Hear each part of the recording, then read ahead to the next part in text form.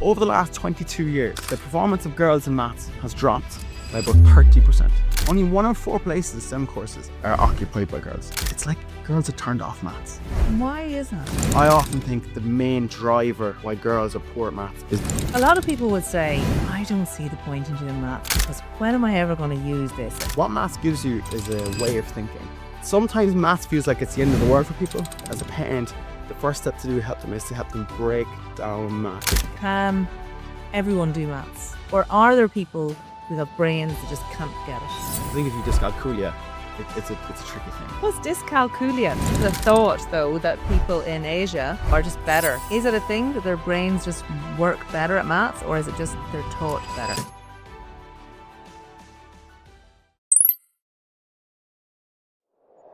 Welcome back to the show, and today I'm delighted to have TJ Hegarty, who is the founder and CEO of Breakthrough Maths, of all things. And this is an online platform which is dedicated to helping students to improve their maths skills through an innovative approach that focuses on active learning and testing.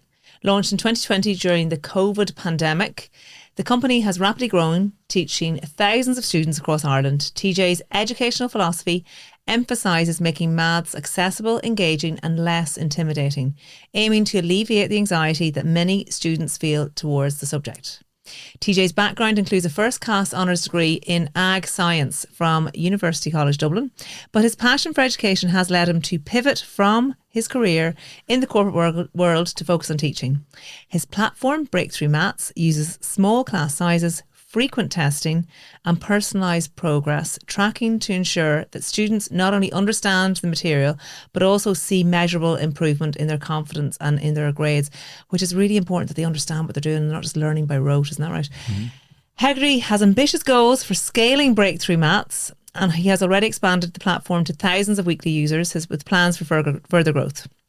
He's also passionate about making maths educational, globally accessible, drawing inspiration from platforms like the Khan Academy while developing unique interactive methods tailored to students' needs. Is my research good? Perfect. For more about TJ Hegarty and his journey, you can visit Breakthrough Maths website or check out his blog documenting his startup experience. He's all over TikTok as well, keeping the kids going. So TJ, I think we'll just launch into it. I've a million questions here for you, but I just know that we're going to chat and probably get through them all. Yeah. So tell me, why is maths so bloody difficult for kids? Maths is a very different way of thinking. Maths uses the in your brain, right? If I can bring it to that granular level and make it understandable, maths uses chunking. You use different parts of maths to pull it, different parts of learning, pull it together to answer a question in your day-to-day life, right? So if you're a child and you're a student doing geography or history or English, right?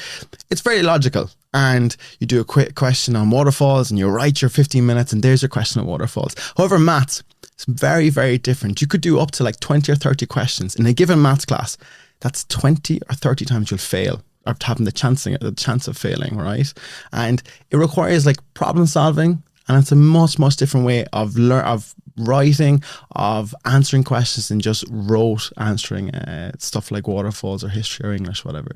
Okay. And I think as well, sometimes people just think that they aren't good at maths or they struggle. And the reason why you and I got in touch is you contacted me on Instagram, and I was telling you about one of my kids. And this happened a few years ago. He was in first class and he got 4 out of 10 in his drumcondras. And I went home to his dad and was like, God, he got 4 out of 10 in his drumcondras, and his dad goes, sure, listen, doesn't matter. He's good at languages, and he said, my sister, as in my son's auntie, was really bad at maths, and sure, listen, he obviously just got that bad maths gene. Yeah. So great, just leave him. And I was like, over my dead body, will a child of mine not succeed? Because I like maths. I was proficient at it, but I know that you need to work at it. So anyway, I got him up to a 9 out of 10 as drumcondras by the summer by just doing little bits of work with him over the course of the year. But I think what happens a lot of kids is they think they're crap, and then they just kind of get it in their head, and then they don't pursue it. So we want to give parents measurable ways that they can help their children if they're struggling. Yeah. And then also we want to talk about girls and maths too, because you gave me a very interesting statistic earlier. So let's go. You have the floor now. I've told you my story. Right. First and foremost, right? So maths is learning maths is 50% magic and 50% method. Okay. Well, magic, I mean like the teacher, and kids are so emotional, right? And they often say they can't learn because the teacher's crap or whatever, and they'll give you every excuse underneath the sun. It's all emotions. Can't concentrate, ultimately, is it? And they'll give you that. That's the piece of magic, having a good teacher, having someone who can inspire them into, right? And the second is the method, right? And the method comes down to like how you do that bit of active recall, that bit of practice in evening time or at the weekends or on a Wednesday evening after a half day in school, doing that bit of active practice. That's not just reading a question, it's actually practicing it. And that's the thing. Students go about it the wrong way often. So if you're a parent listening to this, right, and you're there at home and it's a Tuesday evening, it's raining, they come home from school and they're tired and cranky and they're like, I can't do it in maths, I have a test on Friday or whatever. And you're saying, how can I help them, right? Sometimes maths feels like it's the end of the world for people, right? It's this big thing that's going to come over them and call and jump on top of them on Friday and they're going to fail the test, right? Especially the younger years. And I often think that as a parent, the first step to do help them is to help them break down maths into bite-sized chunks, right? The test on Friday is on fractions or it's on percentages or decimals. If you go into the back of the book, what's 10 minutes of learning that I can do in practice, and just sit down with them and help them practice through, even help them read the question, right? Learning is fascinating. People don't realize this. This study is done where people can look at questions and they look at questions and they don't even answer the question, but the neurons in their brain fire more than by just looking at the question than doing nothing. Even if you look at a question and don't answer it, if you just look at it and get going, your brain actually wires together in your sleep. Right? So the science of learning says that bit of homework is critically important. And I'm a misnomer in this. Parents might hate me or love me for this, but I am a huge advocate of homework in bite-sized chunks because all the science of learning says homework is invaluable. There's a lot of parents that would disagree with you. They say homework's a pain in the ass. The kids come home, they're tired, they have to do their homework. Or, you have parents out working all day and then they have to come home and do their kids' homework with them when they're tired and cranky. Yep. So, but you think homework is good in bite-sized chunks, but hours of it, not ideal? I'm coming from a purely science learning piece of thing, right?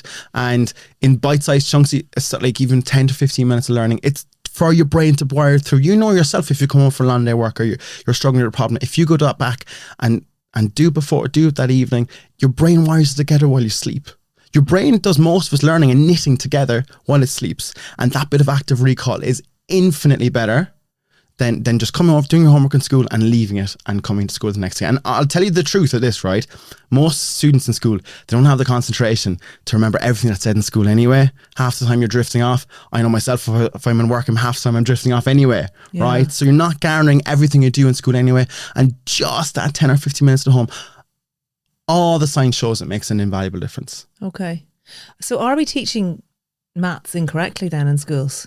As in, are we not teaching it the way it should be taught to make it interactive, to make it enjoyable for kids? Totally. I mean, like, call a spade, right? Here's what happens. Like, class is 40 minutes long inside in school, okay?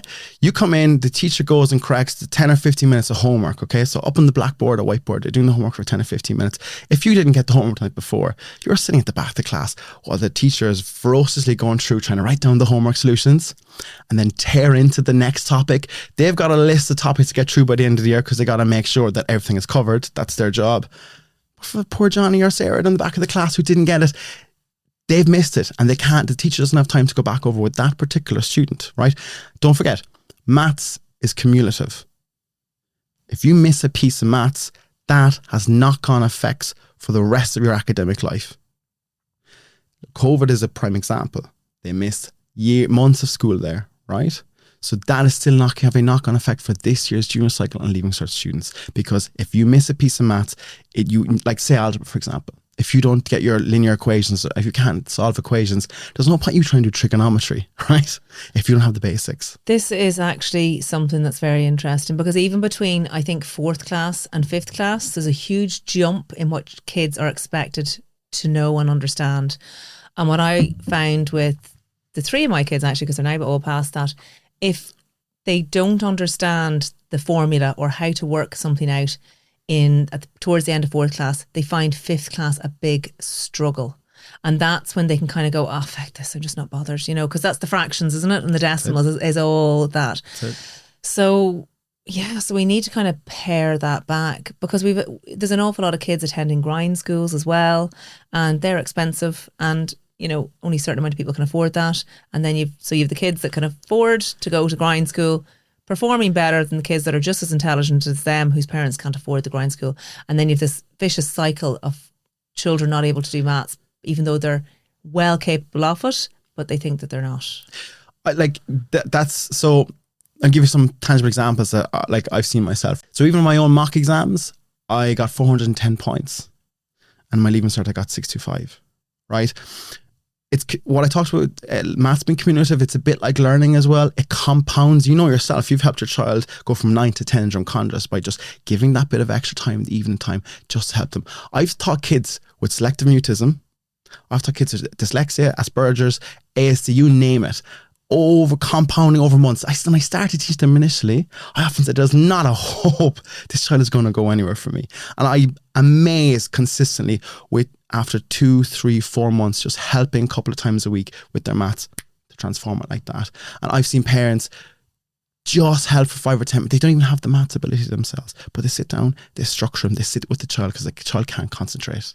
Right? They don't have the attention spans. But just saying, listen, 8:30, we're going to put away everything, clean the table, we're going to put the books down, I'm going to sit down and do the maths. Because maths, it causes so much anxiety. Maths is the only subject you'll have maths anxiety for. Yeah. It causes its own anxiety, and it's proven. That thing about sitting down with them is actually really important, because I find that too. If you're sitting at the table, they'll do it. But if I'm up trying to make the dinner while they're trying to do something that they can't do very well, they just lose interest. So it's the sitting down, it's the finding that time, which is difficult for people sometimes, And I know we say, it's only 10 minutes, but some people are like, Jesus, I don't have 2 minutes. Call it the golden hour, right? 8:30 to 9. So you've had your dinner, wiped down the table, you've told your child that evening, listen, don't worry about the maths, I'm going to sit down and help you for 10 or 15 minutes from 8:30 to 9. You can watch the news then after, right? But clean the table, and it's not the fact that you help them with their particular maths homework, it's the fact they have the support. They know that mom or dad is trying to help them and give them that bit of confidence. They get a chink of light, they get a test right. It's all confidence after that, and it flies. Honestly, and trust me on that. It might take a bit of extra thought and planning from a parent's point of view, but it works out every single time. Okay. What about girls? Girls and maths is a misnomer. And it's something that I really, really want to explain to your listeners. Girls and maths is a misnomer. The performance of girls in higher level maths has dropped by 30% over the last 22 years, right? At Leaving Cert and at the junior cycle as well. That seems crazy. One would think that they're doing better because we're trying to encourage girls into STEM, etc. So we're trying to encourage, but it's not working. The Project Maths that came out in 2012, that has actually had a knock-on negative effect since as well. It has made no significant impact. It used to be a 50-50 split of the boys and girls getting top grades in the Leaving Cert. I'm talking about the 1990s and early 2000s. And since then, only a third of girls are getting the top grades at both the junior cycle and the Leaving Cert, which is a trend right down through the years. And why is that? I don't have an exact answer. I've only got my own thoughts, and it's a tricky one to really comprehend, because it also runs through to university. Don't forget, only 1 in 4 places in STEM courses are occupied by girls. So it's like girls are turned off maths, right? Some parts of it stereotype that. Often you hear parents saying, mom was never good at maths, your father's good at maths. You'd hear that in speak across some families and stuff. That has a knock-on effect. But also, I often think the main driver why girls are poor at maths is the fear of failure and the fear of embarrassment. All these surveys have shown that girls are afraid to be embarrassed, right? And boys are a bit more brazen. Boys are just so cocky sometimes. They are. Like, I'm trying to see it with mine. That's brilliant for maths. Yeah. Maths is try, fail, learn. Yes. And also someone said to me, because I did put it out in a question box there about why do you think girls are, not performing as well in maths? And a guidance counsellor actually contacted me and said she thinks that it's probably because, like, engineering, for instance, requires honours maths. But there are very few courses that absolutely require honours maths as an entry into the course. So therefore, if girls think, I'm not going to bother doing engineering, I don't need honours maths for that course, I'll just drop down to ordinary and I'll put my efforts into other subjects. What do you think about that? I'm biased, to be honest. I'll tell you why. The 25 extra bonus points in higher level maths is the difference of most students getting to a course they wanted. They do 25 extra bonus points? That's correct. And if you're not... Jeez, they didn't do that in my day. They didn't. Buggers. It was introduced in 2012 to do higher level maths. It was only for Irish that they did the extra points. Anyway, it shows you how old I am. There you go. Yeah, 25 extra bonus points. Everyone who listens should know that if they got kids in secondary school. Higher level maths is worth the effort every single time for that. By the way, some good news before you all jump on top of me giving homework to all the kids after school. The failure rate for higher level math is 1%. Okay. And the failure rate is dropped from 40% to 30%. So if you get 35%, you're not going to get the 25 extra bonus points, but you're not going to fail your maths, which is this big thing. People are worried about never getting to college because he failed his maths. No longer the case. So if you get 35%, you'll still pass your maths and you can get into your course. Honours. Yeah. And what's the failure rate in ordinary level maths? It's similar, 1 to 2%, yeah. Okay. Yeah, 1 to 2%. That's interesting, isn't it? Yeah, it is interesting. They change it. People have the wrong misconceptions of maths the whole time. Yeah. But to that that career guidance person saying about engineering, honestly, I genuinely believe it's a fear of failure and fear of being embarrassed. If you talk to girls, they don't want to stand out from the crowd. You know, in school, the boys will like, sure, and doing, like, they'll be a lot more brazen about it. Yeah. You know, and like that has a mate. This is astonishing. They want people who drop from higher level to ordinary level in the month of September in 6th year or 5th year. It's unbelievable. Like, that's what they actually want them to do. Will they not encourage them to take higher level for as long as they can? Some school, the majority of teachers will just abide whatever the student wants or needs, really, and they want to streamline the class to the people who are probably going to get the highest grades as well, oftentimes, because if a person's really struggling, they have to give that attention to that student, and then there's other students who are flying ahead and they're being held back. You understand the issues. Whereas ordinary levels on maths, because 67% of the students in Ireland do ordinary level maths. 60. Can you say that again? 67%. Okay. So 2 out of 3 kids will do ordinary level maths. Okay. Yeah, only a third will do higher level. Wow. There you go. Strange, isn't it? You would have thought it's a bit higher, to be honest, if you really sat back and thought about it, because there's such a focus on STEM, engineering, to get into all the new computer science jobs and all that stuff. Yeah, and all the tech companies that are here as well. One would think that it's different. I'm really shocked by the underperformance of girls over the last years and why it's trending downwards. And it's just a particularly Irish thing. This is not replicated in places like Estonia and Finland, and even in the US and UK. There's no such thing as a gender gap in maths. It's an Irish thing. And I can't put my finger on it. Is it UK as well? No, there's a slight gender gap, but it's nowhere near the same level as Ireland. And that's a specific study done in A-level maths and GCSE level maths. There's no gender gap. Okay. Yeah. And also, a very interesting point as well is that there's a huge tail off of girls from mocks going to actual leaving cert in terms of dropping down to ordinary level. So panicking at the last second and dropping down. Oh God, and here's a very crazy statistic. About 6 to 7% of students will drop down on the day. They'll take the wrong paper, yeah. Yeah, they'll drop from higher level to ordinary level. It's different every year as it varies, but people will be in higher level maths and there's drop down. I've had it happen plenty of times. That's pure panic. That's pure lack of confidence as well. Yeah. So in your opinion, can everyone do maths, or can everyone be taught how to do it well, or do it to a competent level? Or are there people who have brains that just can't get it? I think if you dyscalculia, it's a tricky thing, right? Because you're seeing numbers all over the place, right? I think if dyslexia, it's a tricky thing because you have to suddenly struggle reading it and then doing it. What's dyscalculia? Dyscalculia is where when you read numbers, it just doesn't make sense in your brain. It's a learning difficulty. Okay. And it would be very similar to dyslexia, but it's like dyslexia for maths. Okay. Dyslexia for numbers. Okay. All right. And I think apart from that, I think to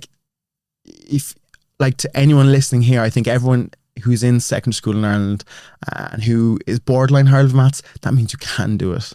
Like if you're achieving anything above 20% in higher level maths, you can do some bit of it, and all you got to get is 30%. All you got to get is a pass, and the examiner is encouraging you to get a pass. You won't have, don't forget, the Leaving Cert runs in a bell curve. All right, so you only have a certain amount of people who will fail it. There's only a certain amount of people who get H1s. Most people will fall in the middle, get a H4. And have no doubt about this, right? This is really important if you're doing the maths of everything, ordinary level versus higher level, okay? And there's only 4% of students will get the top grade at ordinary level. Only 4%, right? meaning you're more than if you're in higher level and you drop down and it's easy for you, suddenly ordinary level is easy for you, you'll probably get an O2 grade. That's the second highest grade. That is way off the mark. If you just pass maths, higher level maths, got it 40%, you get 75 points, and for just getting the O2 grade, which is like the second highest order level, it's only 46 points. So the difference is substantial. It's often the difference of getting a course you want or not. So 30 odd points roughly. Okay. So if you're borderline and you drop down to ordinary level and you do well at ordinary level, if you'd have passed your higher level maths, you could achieve up to 30 or 40 points extra. Okay. That's but do people see maths as it's so much harder to achieve the better grades in maths or to pass maths than it is, say, to pass English or to pass Irish or another subject? So they're weighing up the balance of probabilities. Like, for instance, I was really bad at Irish in school. So I dropped down to ordinary level because I wanted to concentrate on the 6 subjects that I knew I do well in. So is that what's happening as well, potentially? Fear. It's this monster at the back of your head and you're like, oh my God, I spent all my time in maths and I can't do higher level maths. Yes. It's choking me. Yes. So they're thinking, I have to put double the effort into actually passing this or learning this or differentiation, dy dx. Therefore, I could spend, half of that time actually focusing on another subject. Here's the other thing as well. Kids follow what their friends are doing as well. So if one of their friends drops to ordinary level, they'll take the easier option and drop down to ordinary level as well. They often don't rationalise it correctly. That's something that I think parents mistrue is students really don't know what's best for themselves up to leaving cert age. They can try, but oftentimes a voice from parents and trying to guide them along what they're heading towards in the CEO really helps. You'll rarely see kids who know exactly what they want to do, who know exactly how many points they want to get, what grades they want to get. Oftentimes they're just following what their friends do, and they're verging in the middle. And the average leaving cert points is 350 points, and that's where most people verge. Okay, so it isn't these crazy 65 like what you get. I had screw me, right? I had a give you a tiny backstory. My very first student I did this with, his name was Fionn. And Fionn is from Whitechurch, my village at home in Cork. And the ass is coming out now there, boy. Fionn has autism. And so Fionn wasn't meant to start mainstream secondary school. It was referred to go to special school or whatever. And Fionn actually went into that first year inside Blarney and just couldn't speak, was really struggling, right? And he was just destined for ordinary level maths. And his mother, Elaine, she rang me up and I started teaching Fionn maths and started doing. Would you believe this? I started doing Fionn's homework at the weekend. I just sat down with him on a Saturday and a Sunday and we laid out the homework journal and we ticked off the box. Fionn sat down for an hour and a half. We had little tea breaks in between. If there was a Cork match, we'd watch the Cork match for a bit and we did the homework and we did the maths. I taught Fionn for 5 years. Okay. And in third year, he did his junior cycle. I could see this guy was getting better. We would use 2 pens to do the maths homework, a red and a blue pen, right? We have it well organized. We do the arrow system. We try and make it as neat as possible. Firstly, we'd structure it that way. And suddenly you'd see him starting to get better and better at the maths. And the junior cycle is very repeatable. The questions often come up. It's not that hard an exam, okay? And so Fionn got his junior cert results, and I knew he was going to do well, right? But we had a lot of failures at this point. But we got to the junior cert results, and I was sitting in my corporate job in Kerry Group. And it was a Friday, and his mother sent me on this WhatsApp video, and I opened it. He pulls out the results, and he's on camera, and he turns the results to the camera, and he goes, "I got a B." Oh, I'm teary-eyed. Takes a lot to get me crying. I went straight to the bathroom. I just cried my eyes out. I couldn't walk around the building for ages. I couldn't focus. That was he delighted with himself? I don't realize it gave me true insight into parenting, into mother and son relationship as well. Like the amount of hardship his mother had to go through just to fight to get him to that point, just to fight to hold. Like they were all encouraging him to drop down, to try a different school, and Fionn stayed, and she actually got the grinds, and she got the help with myself. His life has changed. Fionn got 480 points in his leaving cert. Did he? He did higher level maths. He got a H3 in higher level maths. Last week, he just got an offer of doing a master's in engineering in MTU. He's now qualified with a bachelor's degree in engineering in MTU. Wow. Yeah, so it takes that bit of direction from parents and then obviously the right teacher as well. There is no secret to maths. There is no one-stop shop. Okay. It's consistency and it's getting that bit of help. And I said to the start, it's 50% magic, 50% method. Person just sit beside you and give that bit of confidence. Sometimes the parents-child relationship was like, I hate mum, dad, I have to go away, like don't talk to me. So people get grinds. I get that, right? But they just need that bit of help if they're struggling. And the method is the consistency. That's why I advocate homework or just doing it bit by bit by bit, or study or and whatever. rough work. I have a pain in my face telling my lads about the rough work. I'm like, 99% of the points are in the rough work, but they don't want to do it. They want to do it in their head, and then when it's wrong, they don't get any of the answers. So it's about forcing them to do their rough work as well, isn't it? If you're in Leaving Cert, right? So you should give a chunk. You should, like, another small thing that really works, a little hack. I call it the fridge magnet hack, right? So if your child's in the junior cycle or if they're in the Leaving Cert, stick up the exact dates in the calendar of what's coming. So when they hit the fridge, there's this anxiety. Like, often parents will say, like, oh, they'll be grand, don't worry about the exams, so they'll manage themselves. They know they'll manage themselves to be fine. Horrible advice. Okay? And what I suggest is the exams should be done by the house. The household should do the exams together. We're in it together, right? And you set the dates clear in the calendar. When are the mocks? When are the November tests? When are the actual tests in June? Have them clear as day in the fridge mat on the fridge, and then talk to your child on what they actually want to get. What grade are they actually aiming for? Okay, I actually had my own wall. I had 550 points. Was plastered across my own wall at home when I was trying to get my Leaving Cert. And I was nowhere near it. And genuinely wasn't a bright spark. And nail it, because that's constantly in your head. You're focusing towards it. Reminder: your brain knits together when you're sleeping. It does all the work while you're sleeping. It knits all the stuff together, and everything is subconscious here about learning. That's the key. Okay. Are Asians better at maths than the Western world? I don't know. They have this. There is a thought though that people in Asia, are just better. They have this thing where they learn their multiplication tables, and you hear them doing it, and they're doing it in this kind of like funny tune, and they learn their multiplications from when they're very young. Is it a thing that their brains just work better at maths, or is it just they're taught better? Different culture. Okay. You would see people in China doing up to 5 hours of tuition in an evening, and in Japan and Singapore. Like grinds over there, 100% of kids get grinds, and they have to bring in laws to curb grinds going on past 11 p.m. at night. Oh my goodness. Legit. Yeah. Okay. I don't think like Kumon Academy, you probably heard of that. It's like a Japanese method of learning, and they do like private tuition across the place. That is very rote learning. I mean, they'll show you to hold a pencil, so there's very little creativity or imagination. Irish students are not ever going to fall into that trap, right?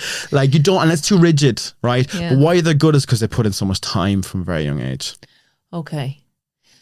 A lot of people would say, I don't see the point in doing maths, because when am I ever going to use this? At least with English, you know that you need to converse with people, you need to read a book, you need to be able to write. But with maths, they're like, this differentiation question or this trigonometry question is not going to help my future career. What do you say to that, TJ? Speaking from a person who hated maths also. Did you? Hated it. Absolutely hated it. Right? I thought the same. Hated. I won't name my teacher, but I remember being in class and I was like, she picks on me again. I'm walking out of here. Yeah. Right? And I was not getting any results near it. It was always like 40, 45, 55%. I was getting cheesed off.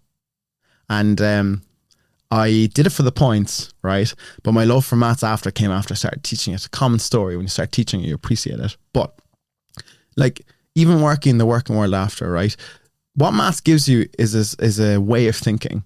And that sounds very cliched and top of the water, right? But it genuinely is. It's about problem solving. There's no other subject like maths, which gives you, like, if it gives you, like, here are the 2 or 3 things or 2 or 3 variables, you got to piece them together to solve this problem, right? And your day-to-day life, you have to go about your day of putting different things together to carve them together. Every day is like problem solving throughout the day. Maths teaches you that. Maths is not about the answer, right? It's about the method of putting stuff together and trying to answer the problem. And it's very unique rather than rote learning. Irish, French essays, whatever it is, history essays. Maths is kind of unknown, kind of feels a bit scary to us, but it's a beautiful way of thinking.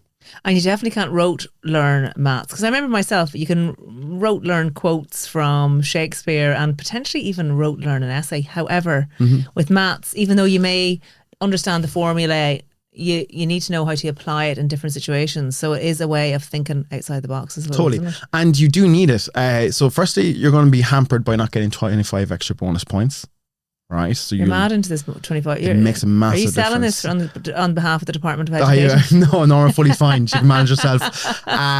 What I'd suggest is like even electricians need to do maths entrance exams. I mean, and the opportunities, if you think of where the job's going to be in the next 10 to 15 years, it's all engineering. It's not just computer science engineering. It's engineering of mechanical, it's civil construction engineering. We don't need more. Engineering of mechanical? Mechanical. We don't need more business people to go and yabber like me right now on this podcast. It's genuinely the engineers of the future who will build it out. The opportunities galore in infrastructure, and it's all based on mathematics. But is AI not going to take away a little bit from the maths that we actually need to understand and learn? Because literally you can just put a problem in and it spits it out at you. AI is going to do the complete opposite. AI is going to take that routine admin, right? So the routine admin jobs and automate them. Maths, you need to understand that maths is like a completely different, it gives you different options and you put it together to solve a problem. That's what AI is going to give you, all this information, put it together for you, and then you have to problem solve to put it on, to apply it onto whatever situation you're. Ultimately, humans will have the choice, right? In their careers ahead, they will be the problem solvers and decision makers. Maths is the one that gives you that method of thinking, unlike any other subject. You're very passionate about this. It is something that I love talking about. Yeah. I'm a little bit of a nerd like that, but I do think, and I saw it even when I was in school, people just thinking that they're not good, when in actual fact it was just this fear inside them. Mm-hmm. And like that, if you're not afraid to fail, it can be the easiest thing in the world. But what if people aren't inspired by their teacher, or their teacher isn't good? Like, look, I am the first to put my hand up and say that my teacher wasn't amazing for my 5th and 6th year. Mm-hmm. And even though I was good at maths, I needed grinds to get my A1. So how do people, so it was A1s back then, wasn't it? That's right, H1s now, yeah. And I wouldn't have got it otherwise. So, yeah. And I know there are teachers out there that are absolutely fantastic. And then there are teachers out there that are good, but maybe the child just doesn't get them. So how do people then navigate that? So like, and you'll often go try and talking to the school is the first port of call, and generally they can't really do much about it, can they? You know, they can't swap classes. Sometimes they do, but rarely you see it. If you're in, it depends what year you're in. If you're in a younger year, like first year, oftentimes going online is where they're going to learn anyway. You could get an MBA from Harvard in the morning if you went onto YouTube. There's a bundle of stuff on YouTube to learn from. However, I get the point that it's very messy and you don't know, what should I study and how do I apply this to that? I'm telling you, if you're in the younger years, it's the parent helping the children for sitting down and getting them structured. I was at Higher Options event last week and I talked to all the leaving 5th and 6th years, and they talked to me one thing: I can't concentrate. Okay. I can't concentrate. And it's trying to deal with that first, getting them into tiny bits of habits, because the kids, everyone knows how to study. Everyone generally knows that they got to go back to the book, practice a few questions, get going, do something. It's sitting down distraction free for 10 or 15 minutes, getting it going. For the younger years, parents generally should try and give a hand for the 1st to 2nd to 3rd year. I think as soon as you kind of get November of 2nd year, when the algebra starts, most parents just, all right, that's me done. Help. But also, it's like, how are they teaching it these days? Like, this isn't the way I learned it. And to be honest, they cause more harm than good often, because it's this argument like, you did maths in the 70s. The long division that they do nowadays is totally different to the way we were taught. But like, you can just sit down and run through and sit like, again, my point is this, right? 8:30 to 9 is when you do the maths homework. If you're really struggling, right, you're doing long division tonight. Sure, there's a video on YouTube where you can get to start off. We'll put the Pomodoro clock on for 25 minutes and we'll sit down and we'll give it a crack at the back of the book, and we'll try and attempt this question. Try that for a couple of weeks, see you go. And if you're in trouble, then probably looking towards grinds is where you head after that then. Okay, yeah. Yep. So what do you do in your business then? How does that work for parents? So we teach from primary school right through to leaving cert, from 3rd class up to 6th year. And we do weekly online classes. So we started this online initially because I was like, right, why should you have to drive into Leeson Street or drive into town to a grind centre, park the car, let the kids off, wait for them and come back again? Your day is busy enough. So it was online. I thought it was effective. However, I was still thought online there was just too much talking, like in a Zoom webinar, and you just switch off. So we started to bring in testing into classes. So testing at the start, middle and end. So the kids are like Pavlov's dogs. They're waiting for the test and they're applying what they learn in 15-minute chunks into the 2 or 3 questions and going. So that you again. start off with a test, they do that. Then do they send the test results in? You're correcting it at the time? We're actually automatically correcting in real time. Okay. Yeah. Okay. That's what makes us different. So I hate, that's the problem I was trying to fix with maths. Chalk talk. Teacher stands up top of the room, lectures down to you, and you got to hope you got to grab it all and don't ask a question for fear of being embarrassed. You know?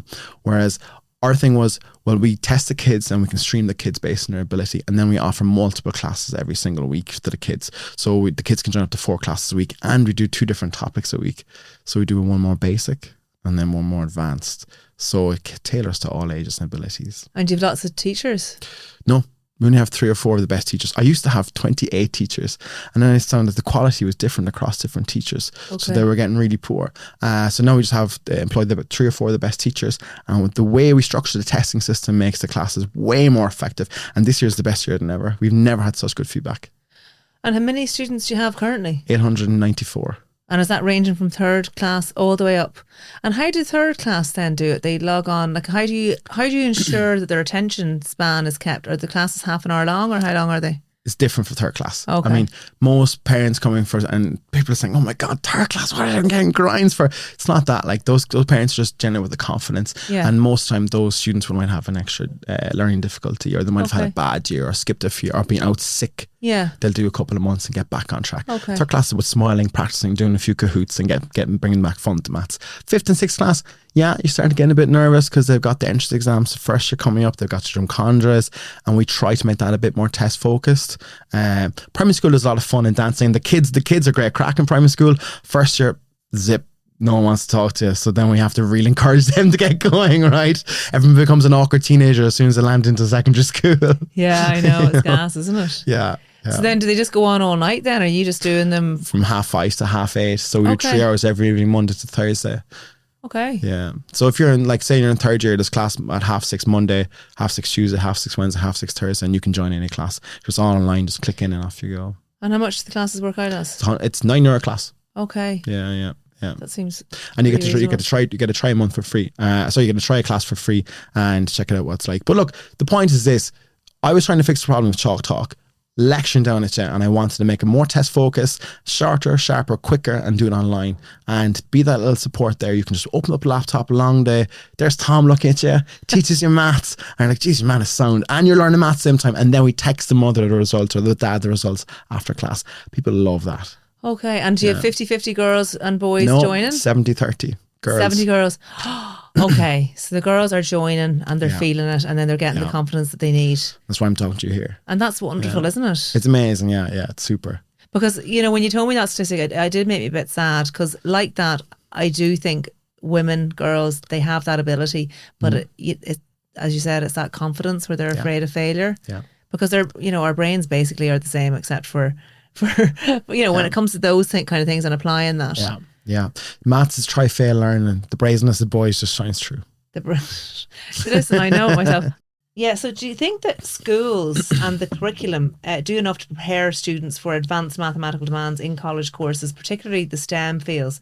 Or is there a gap there? Because I even remember myself when I went into pharmacy, we'd done higher level maths, but, when you go in then into college, you can feel a little bit on the back foot.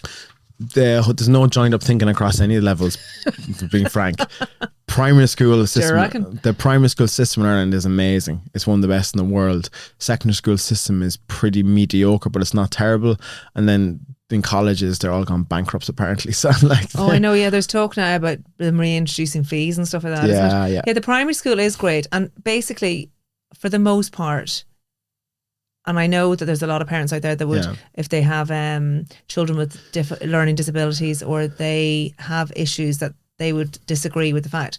But a lot of children get the same education across the board in primary school level. But in secondary school, it can be so different, because there's the private education, there's the grind schools that people can afford, and there's that disconnect that I think is terrible. So children aren't starting off on an even playing field there. Yeah. There's also, I think, there's issues with how we structure the teaching in secondary school as well. In primary school, you have one teacher to one class. So that teacher knows that child inside out. In secondary school, like in England, they have A levels where you'll just do 3 subjects, right? And a lot more focus on specialising in those 3. In Ireland, we do up to 6 or 7 subjects, right? So you have to try and like jump between a lot of things. No one really talks about that. Jump between all. Yeah, what do you think of that? Actually, I meant to ask you, but because I think that. So I think that as a child, of the age of 15 or 16, deciding on 3 subjects only is quite. You're really just channeling yourself into one position. Whereas at least with the Irish system, and you're doing 6, 7, 8 subjects, you're getting like an overview and becoming quite all-rounded. What are your thoughts on that? Yeah, I agree with you. I totally agree with you. I like the fact you can dip in and dip out, because how are you meant to know what you want to do at that age? Like, if you're 15 or 16 deciding, that's really stressful if you're in GCSE. If you're in the GCSE in England now, you've got to decide what you kind of want to do for the rest of your life. And if you want to be a dentist or a lawyer or whatever in the UK, you need to get an A star at that essentially your junior cycle exam. That's like, you need to get 90% above to become a dentist in the UK at 15. That's a lot of pressure. And even in the north and stuff, you've got these entrance tests to get into grammar schools at the age of 11. Huge pressure. The biggest grinds market or tutoring market in the north is at 11 years old age. Goodness me. So are you moving up there? So yeah, we're starting in Northern Ireland in January. So I see the big business hat there coming on. Yeah. No, but it's like, it's nice to taste all different subjects. People complain about it, but it's nice to taste it. Yeah, absolutely. Yeah. But I do think that when they're corralled into just one way, so say for instance they want to be a doctor, they have to do certain subjects to do that, and then they don't get this. That means they're stopping English at junior cert level, which is, I think they're missing out on all the things that can bring with you and have a more rounded education. So I think that our system is good. However, I do think that our educational system doesn't do enough for people that are really creative and artistic. I think it's quite academic focused, and then you have people that feel stupid. And you have a lot of people that feel stupid when it comes to maths, and that's why we're trying to break those myths down here today. But I don't know if you listened to this podcast by this guy, I can't forget his name. He did this TED talk. It was one of the most downloaded TED talks, and he was talking about why the education system. Ken Robinson. That was it. Yeah. It's an amazing TED talk. I'd advise anyone to listen to that. And it was about the fact that we leave so many kids behind because we focus purely on their academic abilities, and we don't shout and scream about how amazing they are creatively. Yeah, that's it. Like, that's totally it. Like, it's. I don't know how you could square it off possibly. I think offering more options within. I know, like, my sister, for example, she did she didn't get nursing inside in Cork, and actually didn't hit the fan. She just went away and did the PLC course, went straight into nursing afterwards. I think people don't realise the opportunities through the PLC routes in Ireland, that 10% of every college course is reserved for people from the PLC route. Okay. So there's more options. I think there are more and more options coming through the university system now that we probably need to talk about more and more. And also, if anyone's really struggling about, like, if their child wants to become a dentist or a vet or a doctor, it's now more and more feasible to head across to, like, the likes of Budapest does the veterinary, doesn't it? And then Poland for medicine and stuff, to Warsaw. And it's very reasonable enough, and Holland as well, and also you free tuition in likes of Holland and stuff as well, across the European systems. Okay. So, like, there's options more than I was 10 years ago. Certainly, like, in the world's after opening up a bit more. I don't think it's as bad. I think the pressure on the Leaving Cert is not as bad as it was previously. I think it's made out to be worse than it is. In reality, you've got more and more PLC courses coming. In reality, you've got more options to head across to Europe to study. Okay. Is there a sense that the exams, the state level exams, are being dumbed down a bit? Totally. You hear that all the time. No, this is really interesting, and it's across Ireland, England, for example, and the States. The level of maths ability since the 1970s, there's a study in this in the UK, the level of maths ability since the 1970s has dropped by about 35%. Across the board? Yeah. And why is that? And it used to be a lot more, I think, technical, a lot harder mathematical exams. You teach the higher mathematics. So they dumbed down the maths, in frank. So they didn't teach certain concepts like vectors have gone out of Leaving Cert now, right? And previously they were on it. And they've gone out because it was a bit too hard, right? It's almost college level stuff. Vectors were a pain in the ass. Yeah, it's gone out of Leaving Cert now. Has it? Yeah. What about, do they do those permutations and combinations still? They do that in primary first year, like. Okay, right. So they're still doing that shite. I wasn't mad on them. No. Okay, so it is actually a case where they are dumbing it down as such. But I suppose it's not nice for our children to hear that stuff is being dumbed down either. But is it? No. Does it mean then that we're sending kids into school and they aren't as proficient as they would have been 10 years ago, or they might find college more difficult, the course? Possibly. Dropout rates are quite, like, it's, again, kids are so emotional. So, like, dropout rates are high. They've always been high. People have always dropped out of college. Like, but dropout rates are linked to, like, stuff around rent. And emotional stuff as well, the knock-on effects of COVID, these things you can never forget about. I think the kids have gotten more emotional now than they were 30 years ago or 40 years ago, right? They're a bit soft, are they? Bit soft, well, softer. I think they're a bit, to be honest, some of the first and second years I know would buy and sell me, right? Yeah. I'm on TV, do TikTok lives at 4:30 every evening. I'm eaten alive by the kids and they're saying, they're tearing into me. And yeah, they're absolutely tearing into me and it's great crack, right? But I think they buy and sell me. They're so sharp. Yeah. Like, they're so sharp online. It's, again, I sound like an old person saying this, I'm only 30 only a couple of months ago, but like the kids they don't have the same levels of concentration for sure. I don't think they can tackle the same degree of say of maths as they could 30 or 40 years ago. However, they come about answers different ways. They're getting more creative. That's my opinion or my hot take. Okay. Yeah. And do you think that maybe they can't concentrate as much because of all the distractibility of the phones and that, and the swiping and the in one? Yeah, that's proven. Like, yeah. Okay. Yeah, it's proven. So, and I don't have an answer for that either, because like if you say, oh, you just put away the phone, you're studying. Yeah, I've heard that before. Like, what I get is, oh, I'm looking at this online for my homework. I'm like, you are in your arse. They often are. Are they? Yeah, and then TikTok will come in and some fella's reel is going off and like, oh, I'll turn to that. But they genuinely, so many kids are learning through TikTok now. Okay. Yeah, like me. So they're not telling me a yarn then, are they? When they're telling me this? I'll get messages saying, "Hey, bro, how do I do second year maths?" And then I'm like, "Okay, firstly, don't call me bro." And then you'll get text messages saying, "Oh, I'm so cooked for third year maths." I was like, "Lads, no, cooking's for the kitchen. We're doing maths today." Right? Okay, fair enough. And is there anything that you change about the current maths curriculum, do you think, to make us less reliant on grinds, to put you out of business, basically? Put me out of business. I would bring tests. I would test more. Okay. I would test more, and I would do I would less chalk talk. Why are we correcting homework for 10 or 15 minutes every class? Homework is something you can do like in your own time. You want instant feedback, check you're right or wrong, and park it, walk away. Then on to the fresh topic the next day. Homework is a misnomer. If every classroom at the moment is doing 10 to 15 minutes correcting homework on a whiteboard, okay? Let's do the maths here. Every class in every county in Ireland, right? So you're talking 10 or 15 minutes multiplied by 6 years, multiplied by how many schools? 712 schools or something, secondary schools in Ireland. It's a lot of time. Okay. Take that away and allow the teachers more time to teach and stop rushing.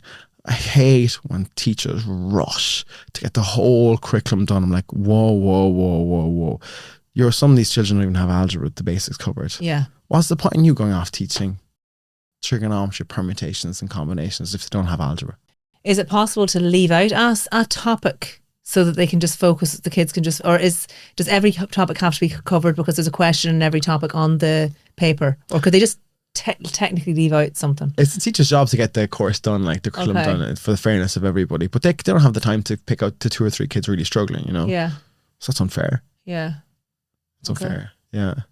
So I don't know. It's going to be interesting the next couple of years. It's going to go a lot more online than in person. I don't know how schools are going to kick on after COVID. I guess something that's very topical, and I don't know how it's going to work. Yeah, because you're solely online. You don't do anything, in person. I thought the future is going to be online. I think the future is going to be online for like a hybrid of online and in person, because like you don't get the same quality of teachers. Because if you have a maths degree out of wherever, you're probably going to go work in tech because you'll get 4 times the salary. Well, actually, that was one of the comments that come in, that the teachers, the standard of teaching has dropped. Yeah, it has. Has it?